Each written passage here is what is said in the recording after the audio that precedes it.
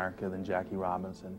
In April 1947, when Jackie took the field for the Brooklyn Dodgers, not only did he integrate, break the color line of Major League Baseball, but he really broke the color line for mainstream America. It's almost as if you say, if it costs my life, I'm willing to do it for the cause. And he did that. He was very articulate and, I believe, a great role model for African Americans, but not only for him, for all Americans. He was a great role model. One of the fiercest competitors I ever saw, and I only played with Jackie just you know, in the Brooklyn days, and but you could see that there was that fight, that desire, you know, and the fiery spirit, and even at that age, he still did things that would make you sit and, you know, you'd open your eyes. You'd never seen things like that before.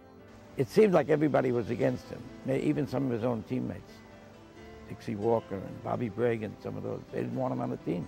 They didn't want a black man. It wasn't Jackie, they just didn't want a black man on the team.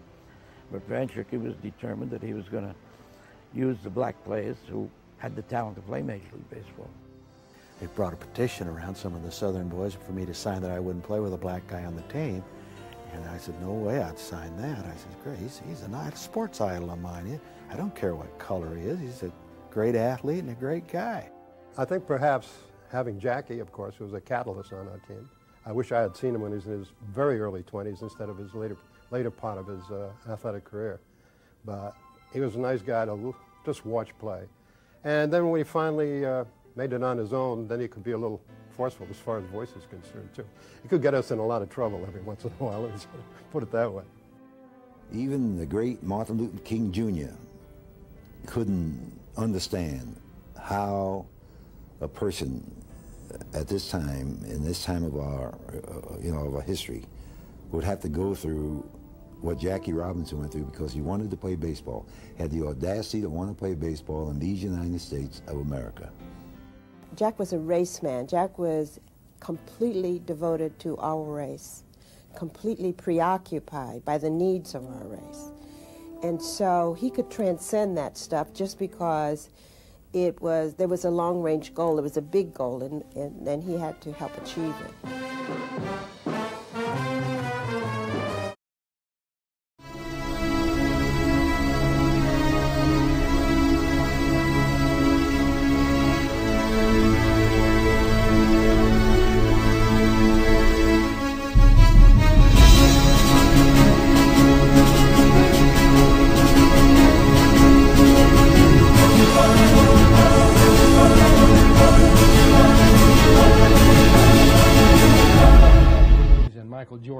A lot of fans don't remember that in the early days of the NBA, there was an unwritten policy that kept the game just as lily-white as baseball used to be.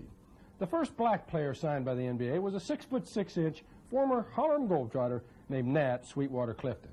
Got them, you know. And I don't think Abe could afford to let them go now because Goose was his comedian and Marcus was a distraction as a dribbler. He played 7 years for the Knicks and coached Joe Lapchick. He was known as a rebounder and defensive player, but he could score points too, whenever he was given the opportunity to shoot.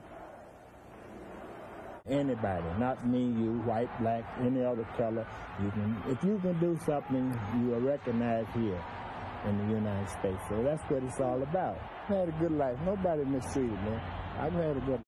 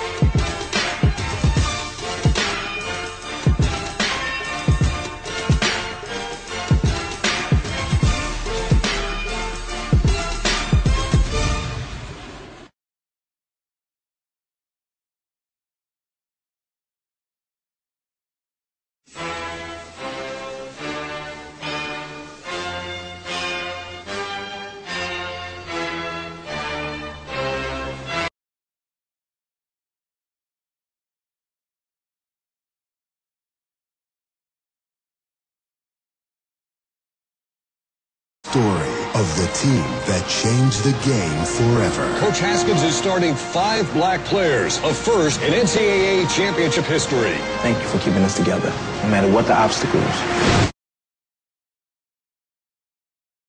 The game is underway. Foul and a goal capped on Texas Western. Fast-breaking Wildcats have gone ahead. Check is tied up 3-3. Backing out of play, gives it to the left side, out of the guard. Riley reverses, going to the left. Jump shot is up and in. Bobby Joe Hill takes it away from him and goes for a gimme. And it's 12-9. The Miners.